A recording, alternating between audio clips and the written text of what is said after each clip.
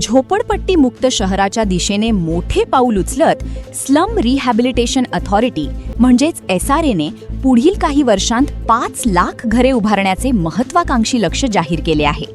वाढती लोकसंख्या, झोपडपट्ट्यांचा विस्तार आणि घरांची तीव्र कमतरता या पार्श्वभूमीवर हा निर्णय अत्यंत महत्त्वाचा मानला जात असून गेल्या 30 वर्षांतील पुनर्वसन प्रकल्पांचा विक्रम मोडण्याची शक्यता व्यक्त होत आहे.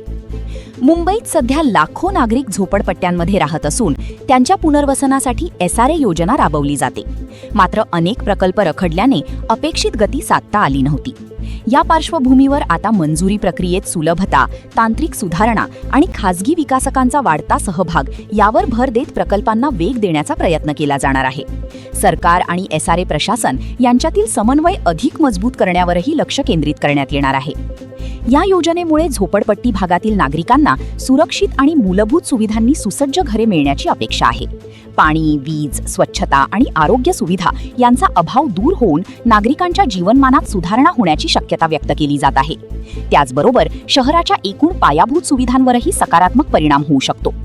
तथापि या योजनेसमोर जमीन उपलब्धता, मंजुरीतील विलंब, विकासकांचा प्रतिसाद आणि रहिवाशांचे सहकार्य या आव्हानांचा सामना करावा लागणार आहे.